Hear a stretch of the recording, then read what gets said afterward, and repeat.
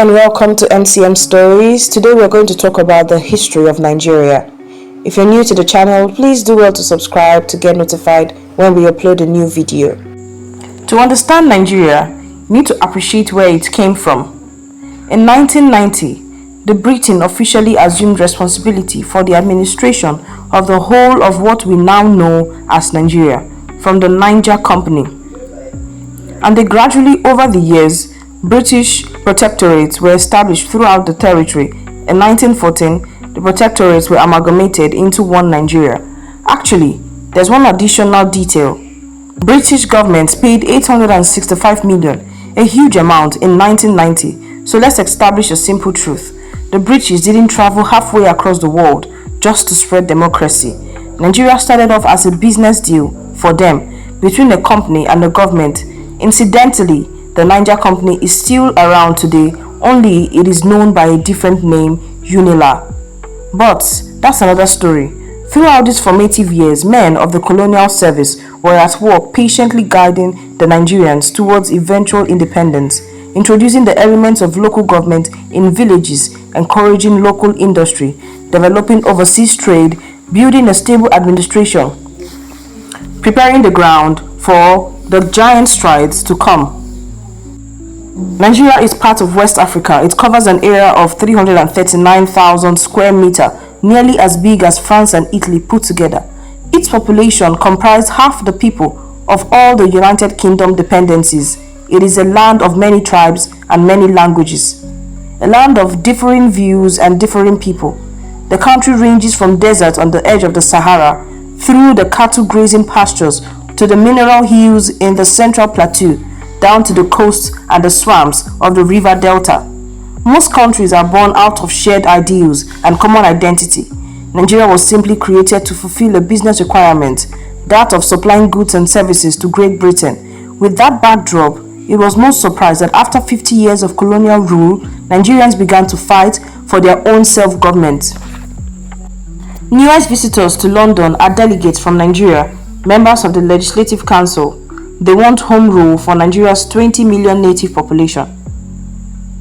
Speaking about this trip, Prince Aidan says we have come to the United Kingdom as delegates of the National Council of Nigeria and the Cameroons, chosen by our people in order to demand for a more democratic constitution, to modify 4 laws affecting our lands, minerals and chiefs, and to request the British government to grant us more political responsibility to enable us to take an active part in the management of our affairs within the framework of the British Empire. These were the very distinguished Nigerians that the world was initially exposed to. They were proud, highly intelligent, and on a mission both for Nigeria and for Africa. They granted interviews and gave speeches in full argot. The people took them seriously. They wanted self-government, civil rights, and equal rights. They wanted to master their own destiny. Their actions took place a full 16 years before Africans in America, but with far less documentation and rhetoric. But it wasn't only Nigeria struggling for freedom, it was Africans all over Africa.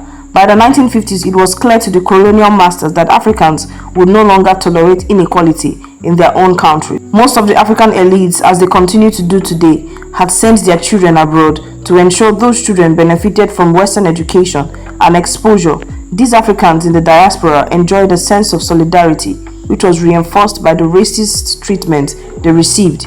They met up frequently and organized a series of Pan-African meetings. They called it the Pan-African Congress. The 5th Pan-African Congress was held in Manchester, England. That event spawned a large number of men who would go on to become political leaders in their countries. They included Kwame Nkrumah, who went on to lead Ghana, Jomo Kenyatta, who went on to lead Kenya, Hastings Band, who went on to lead Malawi, Peters Abrahams, who was a South African novelist and went on to become a prominent member of the George Padmore, one of the most influential Pan-African figures of the 20th century, and 2 important Nigerians, Jaja Mwachukwu and Obafemi Awolowo. Members of Nigeria's new parliament assembled outside the House of Representatives in Lagos.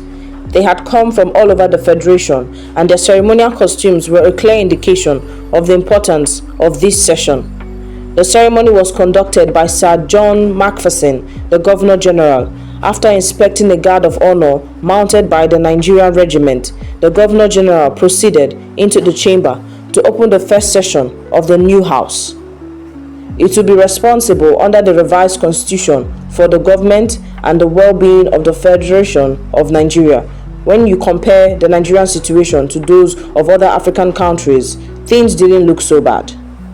We were not independent like Ghana, but we were not as dire straits as South Africa. Our main exports of cocoa, groundnuts, and palm oil had contributed to a large trading surplus. The British were gradually giving over power, and by the time the Queen came to visit in 1956, we had representation in our own House of Reps and were at least on a route to self-government. By an act of the British Parliament, Nigeria became an independent country on the 1st of October 1960. Tafawa Balewa was elected Prime Minister.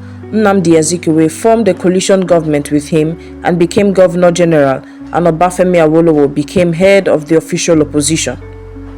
At independence, Nigeria had a UK parliamentary style of government.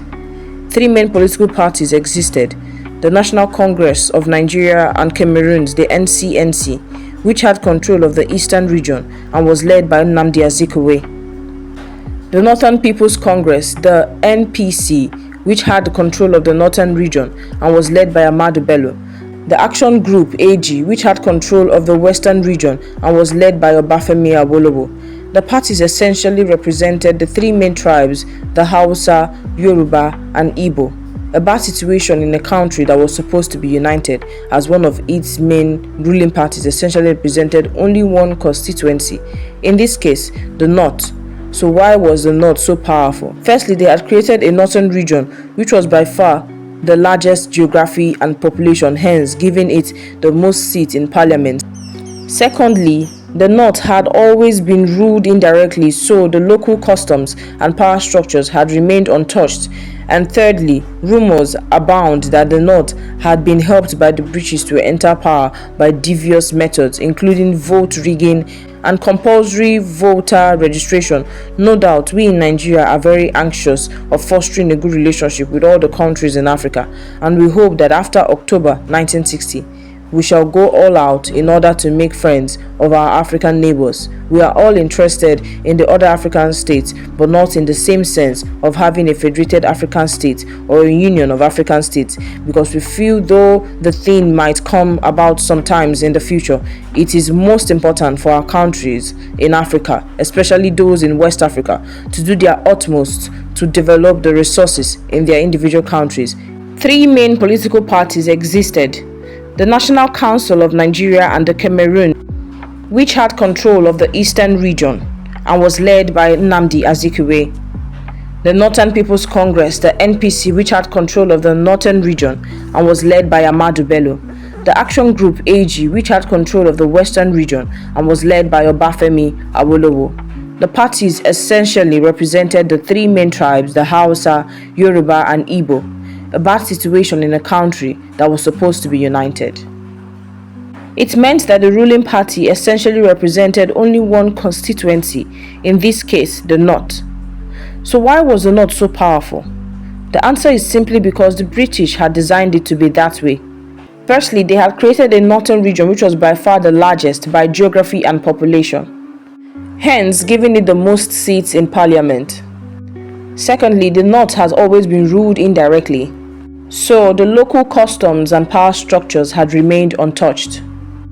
And thirdly, rumors abound that the North had been helped by the British to enter power by devious methods, including vote rigging and compulsory voter registration.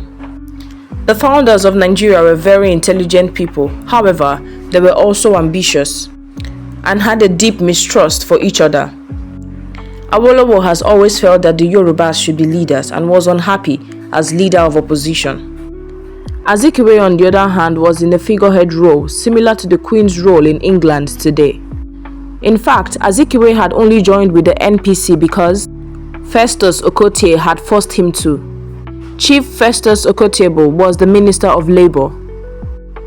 pre-independence, and post-independence he was a finance minister, and he established the central bank and stock exchange. Okotiebu was in charge of financing the NCNC party, a role which gave him a lot of power and eventually led to his appointment as Minister of Finance.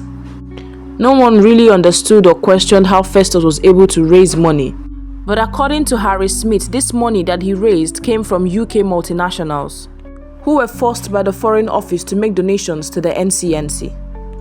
Given his control of such funds, it is no wonder Okotie was so powerful and was able to force Azikiwe into a coalition. Azikiwe had always financed the party, but as he was running out of money, Okotiebu was fast replacing him as the key person behind the party.